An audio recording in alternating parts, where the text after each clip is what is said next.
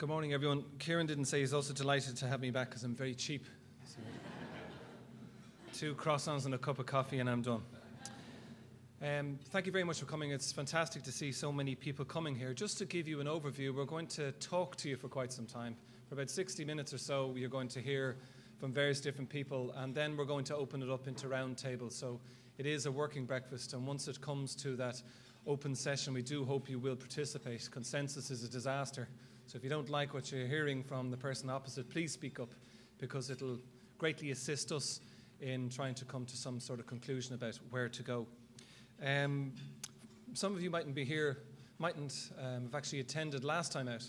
So just to give you some sense of what happened, we had about 80 CEOs attending last time. This time it's up, I believe, 110. But one of the key speakers we had at that particular time was Professor John Sweeney from NUI Maynooth. And he described himself as a dusty academic for 25 years. No one had any interest in him at all. And then suddenly the penny dropped on climate change. And he's now traveling the world advising everyone about what the likely implications are going to be. And that's because he's a modeler. And so he's looking at what is going to happen. And it's in that context he was also a member of the UN's Intergovernmental Panel on Climate Change, the IPCC. And he was talking about what the likely scenarios were going to be. And what struck me about his speech was 2 things. One was the question of the 2-degree limit, insofar as that climate change is dangerous not just because it's going to have impacts, but those impacts can be irreversible. And once you go beyond the 2-degree limit, it's the EU and UN accepted level, well, things can change. The second thing is he spoke about his graphs, and he had these graphs appearing on the screens. In many cases, you saw these slow, modulated increases. And he said that's just the way the computers happened. The models came out. But in many cases, you can have sudden change, and it can just happen out of the blue. And this idea of sudden change being irreversible and our inability to manage it was quite stark. Since then, a number of things have happened. One of the things is that business in the community hasn't been quiet. It's been working away, not just also liaising with you on this particular annual meeting, but also bringing out its own reports. One of them featured 40 companies, their overviews. Green Ireland, the business of climate change, and Tina Roach was also on the television, on radio, talking about what those impacts were. But probably the most interesting thing is to see how the recession has impacted the relationship between government and business. And we had the smart economy and the government talking about how it was going to drive it through, and once again, resulting out of that, you had many examples, whether it was the Wise Men's Group, which was set up to advise on green enterprise, that there is a shift and an understanding, that expression coming from the Obama administration, don't waste a recession. What we have is, don't waste a good crisis. We have got to change, and there is this change in which a government is open to policy change. It wants to hear from business. There's never been more of an opportunity for business to influence the way the economy is going to grow, and that's been a very, very important thing. And this meeting here today is a great opportunity to feed into it moving into the future. I mean, obviously what we're all hearing about is Copenhagen.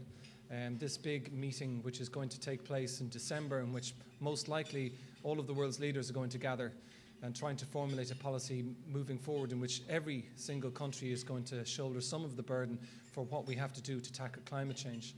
There was a meeting in Thailand, which was one of the precursor meetings, and just happened in the past couple of weeks, and there was 2 messages which came out of it. One which was the IPCC predictions, which came out just in 2007, are already effectively out of date. The data is still coming in, and it's telling us that not only is climate change happening on every single continent, as we heard already, but it's happening at a faster pace. It's happening more quickly than we thought, and therefore the urgency is only increasing. The second thing is that things are not necessarily, from a political point of view, going very well. I got a text from one friend who said, prepare for plan B. There's a concern that the developed world is not prepared to shoulder its burden. China and India is saying we're ready to go. The big 5, South Africa, Mexico, Brazil. But when it comes to the first world, we're still wondering what's going to happen. In particular, we're all looking at the United States and whether or not Obama is going to get things through Congress and have a good, strong position to be able to take to Copenhagen and secure that deal. So obviously there's a certain uncertainty there. So what we're going to do in this particular forum here is talk to you for about 60 minutes or so, and then open it up into the wider discussions, and we hope everyone will participate and try and get a sense of what's going to happen. You're going to see some multitasking. While I'll be sitting down for a period, I'll also be taking a camera and shooting some of this for the 6 o'clock news. So if you're wondering what I'm doing, that's what that's about. The second thing is we're on a tight time frame. My number one job is to get everyone out at 10 o'clock.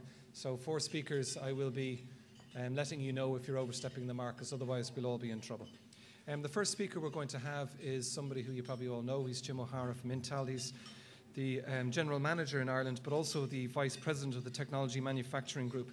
And it's great to have him starting off, because I saw from Intel results just a number of days ago, they were saying the bad times are over, the green shoots, happy days are just around the corner. So maybe he can tell us just what it's going to be like. Jim.